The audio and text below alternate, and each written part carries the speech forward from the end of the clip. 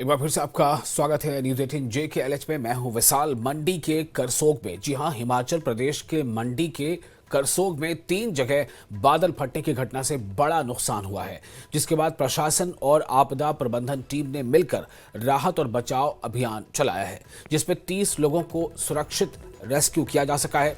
SDM Karsog गौरव महाजन ने बताया कि घटना की जानकारी मिलते ही रेस्क्यू ऑपरेशन शुरू कर दिया गया। कुट्टी गांव से 7, रिकी गांव से 7 और ममेल इलाके से 16 लोगों को निकाला गया। उन्हें महफूज निकाला गया, उन्हें सुरक्षित निकाला जा सका, जिनमें 12 छात्र और 4 महिलाएं शामिल हैं।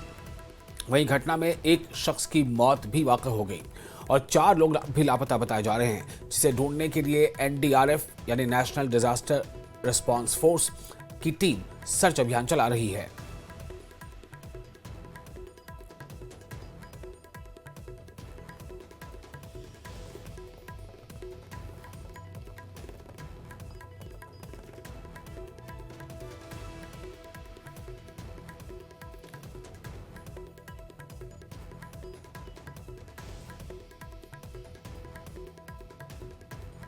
तो ये तस्वीरें आप देख रहे हैं किस तरह से वहां लगातार सर्च ऑपरेशन चलाया जा रहा है। एनडीआरएफ की टीम वहां लगातार मुस्तैद है और साथ ही साथ जो स्टेट की जो टीम है, जो पुलिस है, जो रेस्क्यू वर्कर्स हैं, वो तमाम उसमें लगे हुए हैं।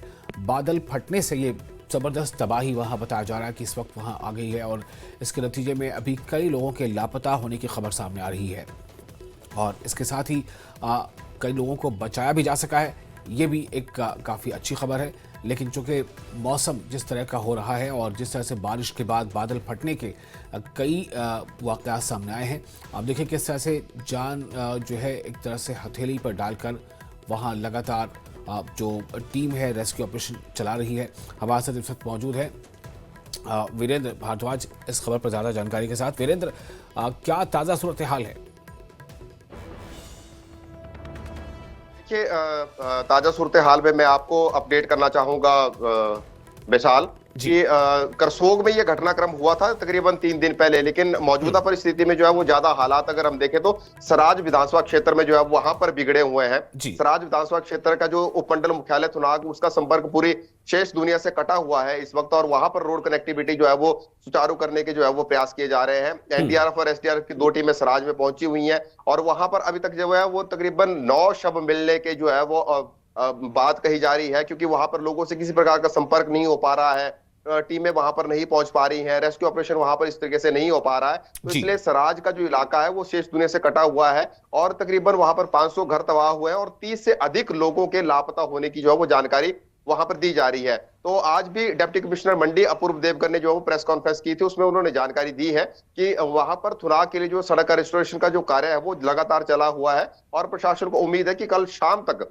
शायद वहां पर सड़क का रेस्टोरेशन का कार्य जो है पूरा कर लिया जाएगा और उसके बाद फिर वहां पर जो है राहत और बचाव दल की टीमें जब पहुंचेगी तो उसके बाद फिर पूरे इलाके में जो है सर्च ऑपरेशन चलाया जाएगा और उसके बाद ही जो है वो वास्तविक स्थिति का पता चल पाएगा कि आंकड़ा जो है वो और ज्यादा कितना बढ़ता है। लेकिन इतना जरूर है कि सराज विधानसभा क्षेत्र इस वक्त जो है वो बहुत बड़ी त्रासदी, हम कह सकते हैं कि अगर इस वर्ष में हिमाचल प्रदेश की सबसे बड़ी त्रासदी अगर कोई झेल रहा है तो वो सराज विधानसभा क्षेत्र झेल रहा है। ये विशाल जी बिल्कुल, सराज विधानसभा क्षेत्र में ये काफ़ी तो क्या जयराम जी भी वहाँ पहुँचे थे क्या? ऐसी खबरें चूँकि सुनने में आई थी और सबसे बड़ी सवाल लेकिन यहाँ पर यह है कि कोई भी पहुँचे, लेकिन जो मुसीबत आ पड़ी है और हर साल कहीं कम कहीं ज़्यादा, लेकिन इस तरह की स्थितियाँ बनी रहती हैं, तो क्या लगता है कि तैयारियाँ प्रशासन की पहले से थी, उसके बावजूद चूँकि इस तरह का अचानक बादल फट जाना किस इलाके में होगा पता नहीं रहता, क्या लग रहा है आपको? जी विशाल, पहले आपने पूछा कि क्या जयराम ठाकुर जी भी वहां पहुंचे हैं, तो दर्शकों की जानकारी के लिए बता दूं कि पिछले कल उन्होंने सराज विधानसभा क्षेत्र का जो है वो दौरा किया है। बक्स्याड़ तक जो है वो रोड कनेक्टिविटी है, बक्स्याड़ तक वो रोड के माध्यम से वहां पर पहुंचे। वहां भी शरण गांव है जिसमें बहुत ज्यादा त्रासदी वहां पर हुई है, वहां के प्रभावितों से उन्होंने मुलाकात की है और हर संभव मदद का भरोसा दिलाया। इसके अलावा सराज का एक और क्षेत्र है बाड़ा और परवाड़ा और तलवाड़ा, वहां पर भी जो है वो 4 लोगों की मौत हुई है और 3 लोग जो है अभी तक लापता बताए जा रहे हैं। वहां पर भी सर्च ऑपरेशन जो चला हुआ, वहां पर भी उन्होंने सारी स्थिति का जायजा लिया है और बाखरी और कुकला भी हो गए हैं। रही बात जिस प्रकार से आप बात कर रहे हैं कि आपदा इस वक्त हिमाचल प्रदेश में आई है, क्या पहले से कोई तैयारियां नहीं थी?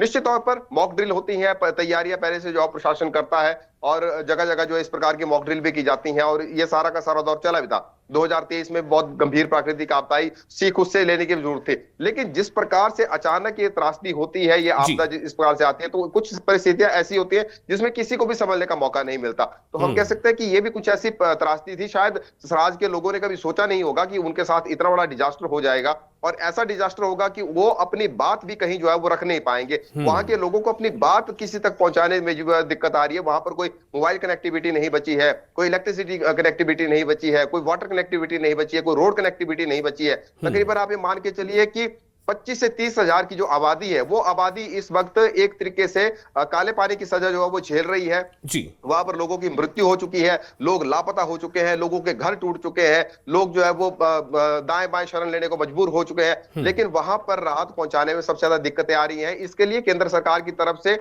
भारतीय वायुसेना का हेलीकॉप्टर भी मंडी आया हुआ है। उसने भी अभी तक 3-4 चक्कर लगाकर वहां पर राशन और अन्य खाद्य सामग्री को ड्रॉप किया है। लेकिन बार बार जिस प्रकार से मौसम खराब हो रहा है, तो उस कारण हेलीकॉप्टर को भी जो है वो राहत सामग्री ले जाने में जो है काफी दिक्कतें आ रही है। लेकिन अब सुखद बात यह है कि जैसे प्रशासन ने बताया कि शायद कल शाम तक जो है वो थुनाग तक रोड कनेक्टिविटी थ्रू हो जाएगी। अगर ऐसा होता है तो फिर इससे सुखद बात जो है वो थुनाग के लोगों के लिए हाल फिलहाल में कोई नहीं हो सकती। जी वैसाल।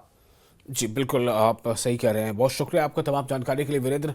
और स्थितियाँ बिल्कुल सामने दिखाई दे रही हैं कि क्या वहाँ पर हालात बने हुए हैं। एनडीआरएफ की टीम लगातार उसमें लगी हुई है, और सबसे बड़ी बात यह कि जो लोग अभी लापता बताए जा रहे हैं उन्हें ढूंढना एक बड़ी चुनौती है।